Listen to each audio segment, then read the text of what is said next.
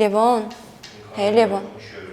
կգյաս մամուն կողքը։ Արցախցի ընտանիքին 2 շաբաթ ժամանակ են տվել վարձակալած բնակարանն ազատելու համար։ Սահակյանները 1 տարեկան տղայի եւ 3 տարեկան աղջկա հետ դրսում են մնացել։ Տանտիրուհին ասաց, որ ամուսնու եղբորը դեպորտ են արել եւ պետք է տունը ազատեք։ Ամուսինս ասաց, ինչի եք կար ժամանակատվածում մեզ ասում, եթե դուք պետք է զգուշացնեիք մի ամիս շուտ, ասաց դա իմ խնդիրն է, դա ձեր խնդիրը չէ, սա իմ տունն է, ես պետք է որոշեմ։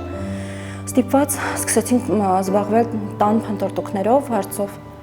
բայց կար ժամանակատվածում հաստատ բոլորս գիտենք, որ չեն կարող տուն գտնել այդքան կար ժամանակատվածում։ Դրա համար հիմա էլ բոլորս գիտենք ինչ ժամանակատված է, տարածաշրջանում ահավոր լարված իրավիճակ է, տան գները շուկայական լրիվ աշխատաշխական գներ են,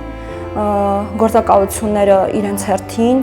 եթե դիմում ես, անպայման ուզում են տան վարձի 50%-ի միջնորդ հավճարը, դրա համար չկարողացանք տուն վարձել, ամուսինս աշխատավարձը պետք է ամսի 15-ին ստանա, քանի տուն զանգել ենք, տանտիրոջ հետ խոսել ենք, ոչ մեկ չի համաձայնվում մտնենք, հետո նոր կանխավճարը վճարենք։ Իրանք պարտադիր ուզում են վճարենք, նոր մտնենք։ Գոնե մի շաբաթ ավել, թեկուզ 1 շաբաթ ավել մնայինք, մինչև տունը կգտնեինք։ Ներկայացուցչության շենքում են ժամանակավոր տեղավորվել։ Ճիշտն ասած, դա մեզ համար ուղղակի ամոթ է, որ հիմա մենք գտնվում ենք այստեղ, բայց ուրիշ մեզ տարբերակ չթողեցին, ելք չթողեցին, դրա համար բալիկս էլ հիվանդ է, ջերմության մեջ էր, այս 5 օրվա ընթացքում, ստիպված մենք դրա համար վերցրեցինք ու երեխայի հետ եկանք այստեղ։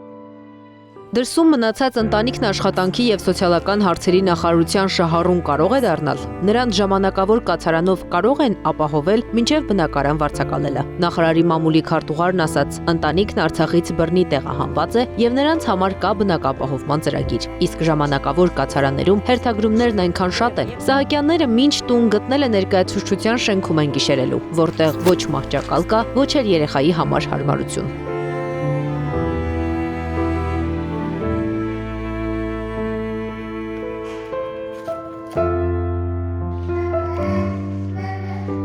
Իրերի մեծ մասը գտնվում է ամուսնուս գործընկերոջ ավտոտնակում։ Մեր հետ բերել ենք ուղղակի մեր շորերը եւ բալիկի շորերը, ինչ որ այս պահին մեզ անհրաժեշտ կլինի։ Փնտրում են տուն Նոր-Նորքի 4-րդ, 5-րդ, 6-րդ զանգվածներում, քանի որ աշխատանք ունեն այդ թաղամասում։ Նրանք վճարունակ են, բայց 10 օրից, երբ ամուսինը ստանա աշխատավարձը։ Մինչ այդ ում դիմում են առանց կանխավճարի եւ տվյալ ամսվա գումարը վճարելու թույլ չեն տալիս տուն վարձակալել։ Լևոն եկ, դե եկ դավայ։ Ներկայացուցչության շենքում անդադար Լևոնի անունն է հնչում, որ անտուն ծնողների ուրախության ու ժպիտի առիթն է։ Անիա Բաղյան, Էդիկ Մալաքյան, Գեղամ Ղազարյան, ABC Media։